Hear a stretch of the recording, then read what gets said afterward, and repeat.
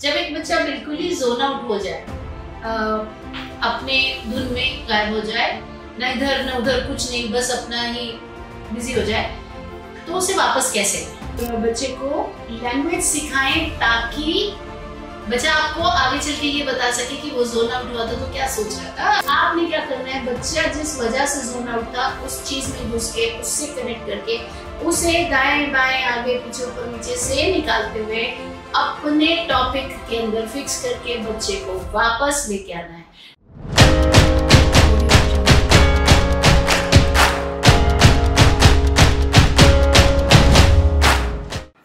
नमस्कार भाई और बहनों, मैं रजनी सिंह सशक्त एम्पावरिंग लाइव्स के हिंदी चैनल पर आप सबका तहे दिल से स्वागत करती हूँ। सारे पुराने लोगों को वेलकम बैक और जो नए आए हैं जी स्वागत है। आज हम किस चीज पर बात करेंगे? आज हम बात करने वाले हैं, अगर बच्चा अपने ही दुनिया में खो जाए, बार बार खो जाए, खड़ा खड़ा खो जाए तो क्या करें। पर इससे पहले जो नए लोग हैं उनके लिए एक जल्दी से वेरी क्विक बता दूं, मेरा नाम रजनी है, मैं एक स्पेशल एजुकेटर हूँ। अब हमें 18 साल हो गए इस फील्ड में। मैं पेरेंट एम्पावरमेंट करती हूँ ऑटिज्म के साथ, यानी माँ बाप को ये समझाती हूँ कि बच्चे के साथ किस तरीके से काम करें ताकि ऑटिज्म के साथ आपको सफलता प्राप्त हो। मेरा अपना बेटा है 22 साल का होने वाला है और 2 महीने में अलग रहता है, नौकरी करता है, होटल मैनेजमेंट ग्रेजुएट है। जस्ट गोज टू से कि ऑटिज्म के साथ में सक्सेस पाना पॉसिबल है। और ना सिर्फ ये, 18,000 से ऊपर हमारे स्टूडेंट्स हैं पूरी दुनिया में और बहुत सारे वीडियो प्रोग्राम्स हैं, यूट्यूब है, इंस्टाग्राम है, लाइव्स करते हैं।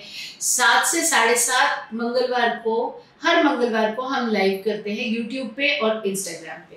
तो जुड़िए हमारे साथ, डिस्क्रिप्शन में लिंक दिए हुए हैं वहां से और सीखिए ऑटिज्म के बारे में। और 7 से 9:30 हमारी ऑटिज्म मास्टर क्लास होती है फ्राइडेज को या तो फिर थर्सडेज को, उसका लिंक भी आपको डिस्क्रिप्शन में मिल जाएगा। तो चलिए फटाफट से शुरू करते हैं। जब एक बच्चा बिल्कुल ही जोन आउट हो जाए, अपने धुन में गायब हो जाए, न इधर न उधर कुछ नहीं, बस अपना ही बिजी हो जाए, तो उसे वापस कैसे लाएं? इसे इंग्लिश में शॉक वैल्यू बोलते हैं। शॉक का नेगेटिव मीनिंग मत ले लो। माने जैसे हम बच्चे थे तो हम क्या करते थे, दरवाजे के पीछे छुप गए, मम्मी आई तो ऐसे हो गया। तो उसकी अटेंशन पाने के लिए हम क्या करेंगे कि जैसे ही देख रहे बच्चा ऐसे गुम है तो हेलो, कुछ तो भी जो सडन है, बच्चे की अटेंशन आपकी तरफ ऐसे आएगी, नहीं तो मुंह पर फूंक मार रहे, कुछ मूवमेंट कर रहे जिससे कि वो जहां बिजी है वहां से लौट आए। तो वैसे आपने कोई चीज निकाली, वापस लग के रखी, लेजर टॉय निकाला, उसके मुंह पे आगे पीछे किया, फिर वापस रखा, तो ऐसी चीज से बच्चा जो है आपसे कनेक्ट वापस होगा। दूसरी चीज बहुत जरूरी है, पिरामिड के जरिए बच्चे को लैंग्वेज सिखाएं। अगर आप पिरामिड के जरिए लैंग्वेज सिखाना चाहते हैं तो इस वीडियो को आप क्लिक करें, इसको देखें। ये सिखाता है कि पिरामिड से कैसे लैंग्वेज सिखाई जाती है और बच्चे को लैंग्वेज सिखाएं ताकि बच्चा आपको आगे चल के ये बता सके कि वो जोन आउट हुआ था तो क्या सोच रहा था। अब यहाँ पे आपको एक एग्जांपल देती हूँ। मेरा बेटा काफी छोटा था, ग्रेड 2 में, तब तो खैर बिल्कुल ही जोन आउट ही रहता था, पर जो थोड़ा बहुत टाइम भी वो क्लास में रहता था तो उसकी क्लास में एक और बच्चा था, नाम मुझे अब याद नहीं, उस नन्हे से बच्चे को पॉटी आ गई और जय उस इंसिडेंट्स को याद करके ऐसे जोन आउट होता था और ऐसे हंसता था। ये कोई 6-7 साल पुरानी बात है। तो जैसे मैं पूछ रही हूँ कि क्या हुआ, क्या था, तब तक, अब से 6-7 साल पहले तक जय के पास उतनी लैंग्वेज आ गई थी कि वो मेरे को एक्सप्लेन कर सकता था। तो उसने कहा, बच्चे का नाम भूल गई हूँ, फला फला को पॉटी आ गई थी क्लास में, उसने जोर से शोर मचा दिया, मैम पढ़ा रही थी, राज रानी मैम पढ़ा रही थी, तो मैम ने बोला जा पॉटी करके आ, शोर मत मचा, तो उसको भगा दिया। अब ये बात है, ये जोन आउट, और उसको सोच के हंस रहा था, लेकिन मैंने पूछा तो क्योंकि लैंग्वेज थी तो वो बता सका। अब एक बार अगर बच्चा आपको बता सकता है तो फिर आप क्या कर सकते हैं, जो भी आप उसे करा रहे हैं, जो वो उसने बताया उसमें से धीरे धीरे से निकाल के जो आप कराना चाहते हैं वहां तक आप लेके आसानी से आ सकते हो।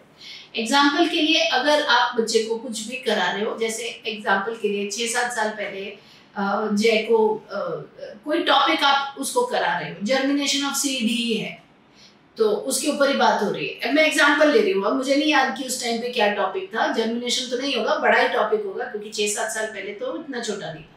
लेकिन मैं एग्जांपल ले रही हूँ कि अगर बच्चे को आप करा रहे हो कि बीज कैसे अंकुरित होता है, ऐसा छोटा कोई टॉपिक है, तो आप क्या बोलोगे। अब राजरानी मैम क्या करा रही थी, हिंदी। अब जब वो बच्चा गया पॉटी करने तो उसका हिंदी का लेसन मिस हुआ, मैम ने क्या सिखाया उसको समझ में नहीं आया।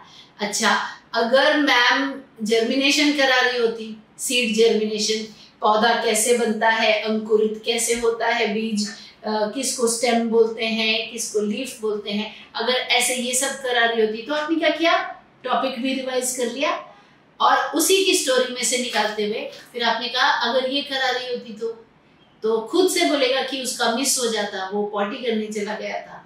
हाँ, तो फिर अगर हमको क्लास में कुछ भी मिस नहीं करना है तो हमको पहले से सब कुछ करके सुसु पॉटी करके ही स्कूल आना है ताकि मिस ना हो जाए। तो अब देखते हैं कि अगर क्लास में वो सेशन होता तो वो क्या मिस करता, कौन सी चीजें। अब आपने अपना पूरा चैप्टर वहां रिवाइज कर लिया उसकी स्टोरी से कनेक्ट करके। ये सिर्फ एक तरीका, ऐसे हजारों हो सकते हैं। आपने क्या करना है, बच्चा जिस वजह से जोन आउट था उस चीज में घुस के उससे कनेक्ट करके उसे दाएं बाएं आगे पीछे ऊपर नीचे से निकालते हुए अपने टॉपिक के अंदर फिक्स करके बच्चे को वापस लेके आना है। डांटना, मारना, शोर मचाना, क्रिब करना, बेचारे बनना, इन चीजों से कुछ नहीं होने वाला। ये काम नहीं करने हैं।